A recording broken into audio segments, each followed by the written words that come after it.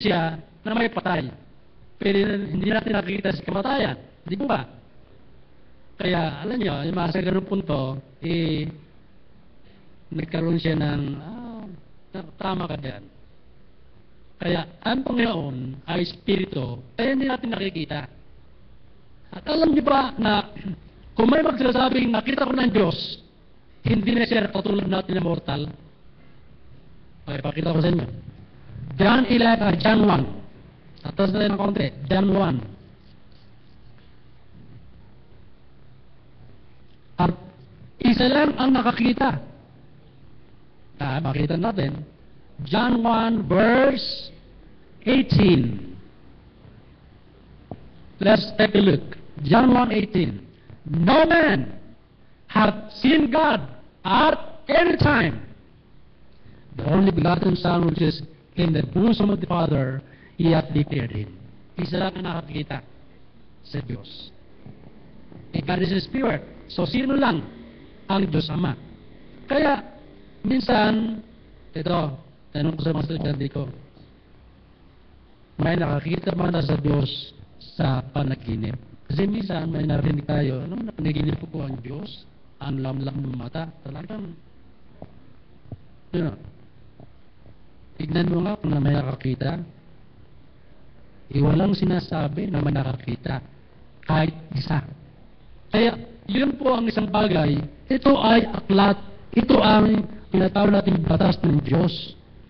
Kumbaga sa Constitution, pag ang isang tao nasa hukuman at sinasabi niya, lihista, batas, hindi mag-prosper ang kaso niya sapagkat sabihin sa kanya, wala yan, walang basihan na magpatuloy ang kaso nito.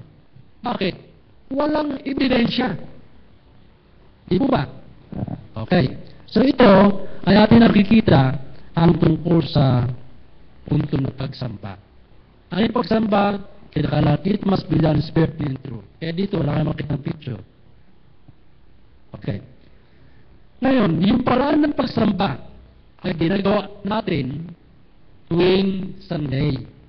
Sa Old Testament, ginagawa tuwing Saturday. I want us to see this. Isaiah 58. How do they worship the Lord during that time? What was the attitude in worshiping the Lord? This is very important. Napakamahalaga po ito. 13 and 14. Tignan po natin. At basahin natin to. Let's read together. Ready, go. If thou turn away thy foot from the Sabbath, from doing thy pleasure on my holy day, and for the Sabbath to delight, the holy of the Lord, honorable, and shalt honor him, not doing thine own ways, nor finding thine own pleasure, nor speaking thine own words. Then shalt thou delight thyself in the Lord, and I will cause thee to ride upon the high places of the earth, and feed thee with the heritage of Jacob thy father, for the mouth of the Lord hath spoken it. Kaya ito, sa pagsamba sa Panginoon, ito na yun, na it is time to worship God in His terms. Sabi niya, una, turn away thy foot from doing your pleasure. Ibig sabihin, for His pleasure ka sumasamba. Hindi yung for our personal pleasure. Ikalawa, ay ang attitude sa Sabbath or Lord's Day, it should be a delight. Isang kaluguran, hindi kabigatan. Di ba? Ikatlo, natin makita rito, ito ay ating tignan bilang banal ng Panginoon. Binanal ng araw. Para sa Kanya to. Actually, ang Sunday, Lord's Day, hindi para sa atin ang talagang ating susuliin to. Hindi para sa atin ang Sunday. It is a day where we have to worship our Creator. Pakita mo sa ng Biblia. Isaiah 43:7. We are created for His glory. Ano pa nga pakita natin? Revelation 4:11. We are created for His pleasure. Kaya dito ay pag Sunday, ating ginagawa dapat yung mga bagay na kalugod-lugod sa Panginoon kahit ayaw natin.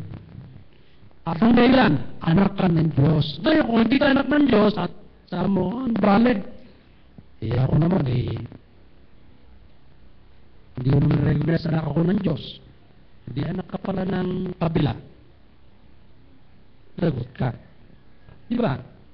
Lagot ka, anak ka ng kabila Pero maganda yung maintindihan natin, ito'y dapat makita sa nagsasabing anak ng Diyos. Okay. Ano pa natin makita? Paul, Lord's Day, honorable, marangal. At ano pa? And thou shalt honor him, not doing thine own ways. Minsan may mga nor finding thine pleasure, nor speaking thine own words. Ito, bato-bato sa langit bagay, di ko naman kilala buhay nyo. Marang isang mag-asawa, itong, bato-bato sa langit. Itong, si authority, sabi niya, Leng, mag-church ako ngayon sa Baptist. Nagalit yung misis. Sabi niya, walang Baptist ngayon! Pambira. Para mo nakita si Diablo. Nagkatawang tao. Patay ka. Ayun, naging under si Mister. Nalupot yan. Pero walang Baptist ngayon. Maka pinipis mo Totoo yan. That is a true story. Walang nagawa ni Mister. Kasi, salita si Commander. Para Baptist. Sa halip na masakit niya ngayon, ayaw magpasakit. So, pag namatay, saan kaya pupunta? Dahil magdadala sa kanya sa pakikiligman na para siya ay mapunta sa kalangitan. Wala na. Kaya, alam nyo, yun ang nangyayari kung minsan, pag umira yung tinatawag nating laman, na yan ang gusto-gusto ng devil na i-manipulate. Ito, that is doing on pleasure. At yun ay hindi umaayon doon sa worship na sinasabi. Ngayon, pag ginawa natin ito, ano mangyayari? Verse 14. When we do verse 13, then shalt thou delight thyself in the Lord, and I will cause thee, take note, to run upon the high places of the earth. I-promote kita, elevate kita, and feed thee with the heritage of Jacob thy father, for the mouth of the Lord hath spoken it. Kayong blessing ng pagsunod sa kalooban ng Diyos, napakatindi. Napakatindi. Kaya yun ang ating hangad na makamtaan. Natras tayo ng konti 56 verse 2. Isaiah 56. Okay. Blessed, yan, 56 verse 2, is the man that doeth this, and the son of man that layeth hold on it, that keepeth Sabbath from polluting it, and keepeth his hand from doing any evil on Lord's Day. Ano ibig sabihin ng salitang blessed? Ibig sabihin ng blessed ay happy.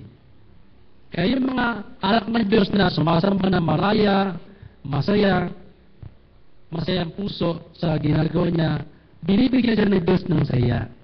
Amen ba?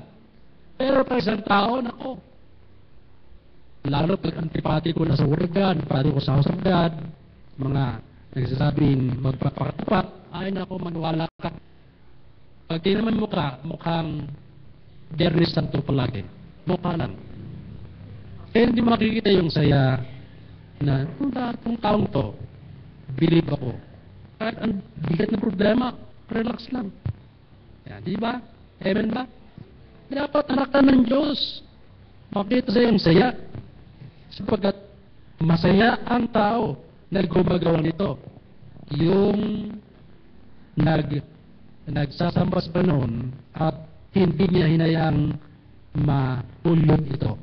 Okay, another thing is Hebrews 10. Ano sa New Testament? Hebrews 10. So ano dapat natin gawin para din ng Lord's Day? Iba, Gusto mo mapabuti, ayaw maging mabuti, eh yun, magulo. Malala ko ang isang kapatid, dapat nasa church, nahihimok na pumunta sa ilog, pagdating ng di na punta sila sa ilog, sa time of worship. Pagdating doon, nakatapak ng bubog. Malalim yung sugat ng paa niya. Malala niya. Sa kanya malala pag noon. Hindi na problema. Anyway, I want us to see this. Hebrews 10. Verse 22. In worshiping the Lord, this should be our attitude, this should be our desire. Let us draw near with a true heart in full assurance of faith, 22. Having our hearts sprinkled from an evil conscience and our bodies washed with pure water. Number 2, 23. Let us hold fast the profession of our faith without wavering, for he is faithful that promised. Number 3, and let us consider one another to provoke unto love and to good works, not forsaking ourselves together, as the manner of some is, but exhorting or encouraging one another, and so much the more as he said that they are approaching. Now, verse 26. For if we sin willfully, after that we have received the knowledge of the truth, there remaineth no more sacrifice for sins. He that observed lying vanities shall forsake their own mercy, saith the Lord. Ibig sabihin, yung sumusunod sa kanyang gusto, yung kanyang kahabagan ay kanyang pinaporsake. Kaya, ibig sabihin nito, ang Sunday worship or ang worship sa Panginoon ay dinisenyo para sa ikabubuti natin, sapagkat siyempre, alangan naman na sambahin mo ang Diyos mo pagkatapos mapapasama ka, di po ba? Alangan naman na ganyan nangyari. And we should think of that. Sinambahin niyang Panginoon kaya napasama. Hindi po ganoon. Maalala ko tuloy si Pacquiao naman. Si Pacquiao ay nilalit na nanay niya, sinisisi yung mga pastor kasi hindi na nag-rosaryo. Pero iba na nakita ko bilang pastor. Ano nakita ko doon? Kaya ang nakita ko doon ay siya'y hinahumble down ng Panginoon. Baka akuin niya na dahil sa kanyang lakas, naging nanalo siya. Yun ang nakita ko doon. Kasi alam niyo, yung lakas natin, galing naman sa Diyos din yan eh. Gift of God yan. Yun ang maganda nakikita niya, binigay sa akin ng Panginoon, ito ang buhay ko eh. Vaccine, sabi niya. So, he recognizes it, pero yung tagumpay, dapat sa kanya rin ibigay. Yun ang hindi ko nakita na, yun nakita ko, na may itinuturo ng Diyos sa kanya, kaya hinayaan siyang matalo kasi. Talagang ganun eh. May mga paraan na sabi ko, hindi madaling makita to. Kaya, may mga pagkakataon kung minsan na nangyayari, ang punto ay para turuan tayo ng leksyon. Pero para tayo mapabuti. Anyway, yun ang aking pananaw. Kaya, dito sa ibang bahagi, so kung makita natin to, na ang Panginoon sa ating bigyang pansin, hindi na yung pagsamba, yung ating mission. Alam yung mission natin, that is our legacy. Ano pa ang nagawa mo na sa Panginoon? Na bilang guro, sa loob ng napaka-haba pa noon. Noong ako nasa Tabesa pa, mga second year, that was 1970, I got in 1972. 73, tuturo na ako sa mga bata. Tuloy na. Hanggang sa nag-trainer tayo ng mga magministeryo, teacher in college for more than 30 years na ako. Tuloy pa rin sa pagtuturo sa mga bata. Alam niyo, ang aking pinapasalamatan diyan, may mga nagbibigay ng testimony ng mga estudyante. Siya lang ang nagbagsak sa akin. At least, may maalala.